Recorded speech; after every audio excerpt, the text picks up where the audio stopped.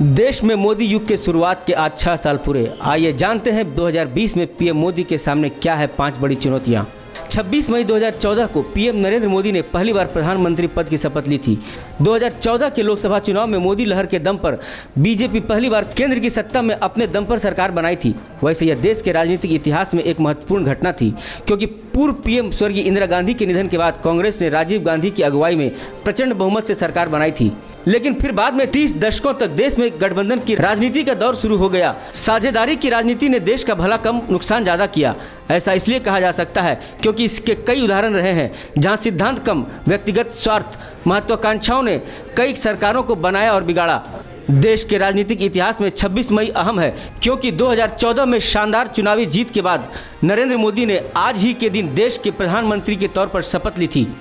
2019 में नरेंद्र मोदी ने लगातार दूसरी बार देश के प्रधानमंत्री का पद संभाला और इस बार भी 26 मई की तारीख का एक खास महत्व था। दरअसल 26 मई 2019 को ही राष्ट्रपति भवन की ओर से जारी एक विज्ञप्ति में यह जानकारी दी गई थी। राष्ट्रपति रामनाथ कोविंद 30 मई को नरेंद्र मोदी को राष्ट्रपति भवन में प्रधानमंत्री के पद एवं गोपनीयता की शपथ दिलाएंगे। मोदी सरकार के दूसरे कार्यकाल का 1 साल पूरा होने को है और इस देश में शासन करते हुए उसे 6 साल हो गए हैं। लेकिन साल 2020 इस केंद्र सरकार के सामने कई संकटों को साथ लेकर आया है।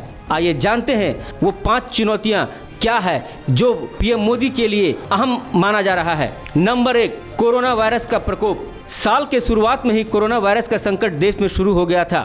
तब से लेकर के आंकड़ों पर ध्यान दें तो कोरोना के मरीजों की संख्या 1.5 लाख से बस थोड़ा ही कम रह गई है। इस बीमारी से 4000 से ज़्यादा लोगों की मौतें हो गई है। हालांकि केंद्र सरकार का दावा है कि कोरोना से लड़ने के लिए बेड, वेंटिलेटर, ऑक्सीजन और तमाम उपकरण पर्याप्त मात्रा में जुटा लिए गए हैं। लेकिन सबसे बड़ी समस्या ये है, इस बीमारी की जब तक कोई वैक्सीन नहीं मिल जाती है कुछ भी कहना मुश्किल है। पूरी दुनिया में इस बीमारी का प्रकोप है।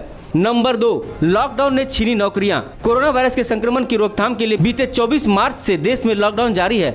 इसके चलते उद्योग धंधे, दुकानें, रेल, मेट्रो, हवाई सेवाएं, बसें, मॉल सब कुछ बंद कर दिया गया है। इससे हालात ये पैदा हुए कि मजदूरों, कामगारों के पास काम नहीं बचा और उनके सामने रोजी रोटी की संकट आन पड़ी हुई।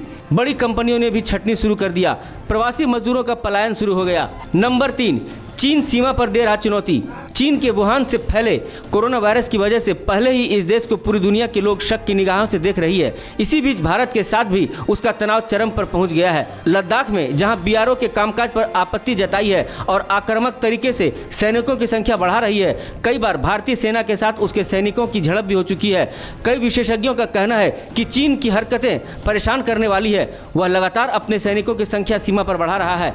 नंबर 4, टिड्डियों का हमला। इस बीच अफ्रीकी देशों से चले टिड्डियों के एक झुंड ने किसानों के लिए बड़ा संकट पैदा कर दिया है। इनकी वजह से हजारों करोड़ रुपए की फसल का नुकसान होने की आशंका है। मध्य प्रदेश से निकलकर महाराष्ट्र के विदर्भ में पहुंच गई है। यूपी के झांसी में कल ही फायर ब्रिगेड को केमिकल के साथ तैयार रहने के लिए कहा गया है। कहा जा रहा है 27 साल बाद टिड्डियों का ऐसा हमला हुआ है। और नंबर 5, आर्थिक मोर्चे पर चुनौती। साल 2019 से ही आशंका जताई जा रही थी कि पूरी दुनिया आर्थिक मंदी की ओर बढ़ रही है और रही सही कसर कोरोना वायरस ने पूरी कर दी है। भारत भी इस संकट से अछूता नहीं है। जो प्रवासी मजदूर पलायन करके अपने घरों की ओर वापस लौटे हैं उनको रोजगार देना बड़ी चुनौती है। भारत पहले से ही बेरोजगारी का मार झेल रहा है। ऐसे में जब आर्थिक गतिविधियाँ ठप है, इन प्रवासियों की रोजी रोटी की व्यवस्था करना बड़ी चुनौती है। इंडिया न्यूज़ वायरल की रिपोर्ट।